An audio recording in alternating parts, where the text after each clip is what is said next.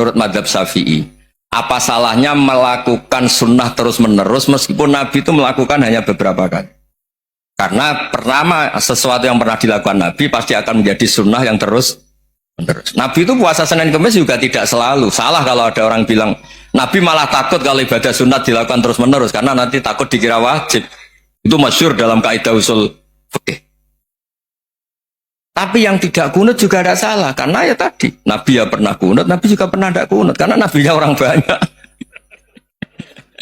Karena bukan Nabi kelompok tertentu, no?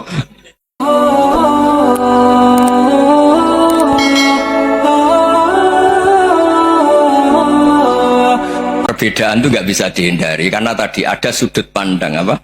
Ada sudut pandang itu tidak bisa dihindari. Ini cerita yang nyata ya. Saya ulang lagi, senyata-nyatanya. Andaikan betul Rasulullah itu hanya kunut 1-2 kali, maka kalau menurut mazhab Syafi'i, apa salahnya melakukan sunnah terus-menerus meskipun Nabi itu melakukan hanya beberapa kali? Karena pertama, sesuatu yang pernah dilakukan Nabi pasti akan menjadi sunnah yang terus-menerus. Nabi itu puasa Senin Kemis juga tidak selalu. Salah kalau ada orang bilang, Nabi malah takut kalau ibadah sunat dilakukan terus-menerus karena nanti takut dikira wajib. Itu masyhur dalam kaidah usul fikih. Tapi yang tidak kunut juga ada salah karena ya tadi Nabi ya pernah kunut, Nabi juga pernah tidak kunut karena nabinya orang banyak. Karena bukan Nabi kelompok tertentu, no? Jadi sederhana.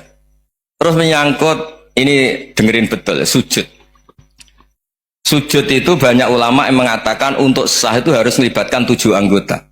Umirtu an asjuda ala sab'ati azumin al-jabha wal yaden wal rukbaten wal qadamen. Saya diperintahkan sujud itu melibatkan 7 anggota, yaitu jabha, yaden 2 tangan, 2 lutut, terus 2 qadamen.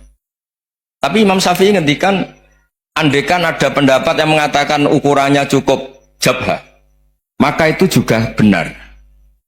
Karena Nabi ketika sujud ngendikan sajadalaka waj'i wa sam'i wa basori. Ya Allah telah sujud ke engkau wajah saya, jabha saya. Nabi tidak menyebut tangan, tidak menyebut rukbaten, tidak menyebut qadamen. Ini wajah dua wajah, ukurannya itu hanya jabha. Itu kayak iya, kayak enggak. Nah, hal-hal seperti itu yang menjadikan ada ijtihad. Ijtihad itu satu pemikiran yang cara sudut pandang itu kayak iya, kayak enggak. Nah, itu terus ada al-madhaibul arba'ah. Terus ketika implementasi di Indonesia, dulu Mbah Ahmad Dahlan juga ngaji Bahasa Soleh Darat, Mbah Hasyim Asy'ari juga ngaji Bahasa Soleh Darat. Ketika di Mekah sama-sama ngaji Syekh Khotib Minangkabau, sama-sama ngaji Syekh Mahfud Termas. Jadi ya kalau di keluarga kita itu ya biasa aja, perbedaan-perbedaan itu selama masih ilmiah dan kebiasaan. Karena memang ngelola sudut pandang itu nggak bisa ditertibkan. Nabi Yahya itu suka berkawan orang soleh. Karena berkawan orang soleh itu enak. Tapi kalau Nabi Isa suka dadani desa-desa tertinggal yang masih macam-macam. Ketika ditanya, kenapa engkau suka berkawan orang-orang gitu? Ana tobibun udawil mardo. Di mana-mana kiai itu ya nyembuhkan yang sakit. Jadi kalau dakwah yang sudah iman tuh akeh tunggali gitu. Tapi dakwah gitu kan tantangan. Itu sudut pandang. Ada nabi itu yang tertawa terus guyon terus. Yang satu murung terus. Ya sama Nabi Isa dan Yahya kan satu angkatan. Mali aroka dohikan fakaan nama tak manumin makrillah. Kamu kok tertawa-tawa terus seakan-akan nggak ada adab saja. Yang satu tanya, Mali aroka abisan kaan nakata kenatu mir rahmatillah. Wong kok murung terus, kok dunia orang rahmat deh. Nah, Anda ini orang hebat. Guyu banter ya iso, nangis banter ya iso. Nah, itu sudah orang kombinasi itu. Isa ya mau, ya mau, Muhammadiyah ya gelem, NU ya gelem. Ya maksudnya sudah biasa aja. Karena tadi konstitusi NU yang mengatakan ibadah harus ikhlas karena Allah, Muhammadiyah juga sama harus ikhlas karena ya sudah, kalau karena Allah sudah selesai kan. Yang menjadi masalah itu kan identitas untuk hadun nafsi, untuk diri sendiri. Kalau kita ikhlas masalahnya apa? Coba masalahnya apa coba?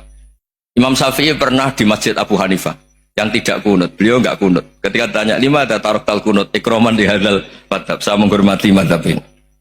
Jadi ya biasa. Sebaliknya juga sama. Orang-orang Hanafi kalau Imam Syafi'i kunut ya ikut kunut. Karena kalaupun Anda yakin itu tidak disyariatkan, kamu juga yakin itu tidak membatalkan apa? Sholat.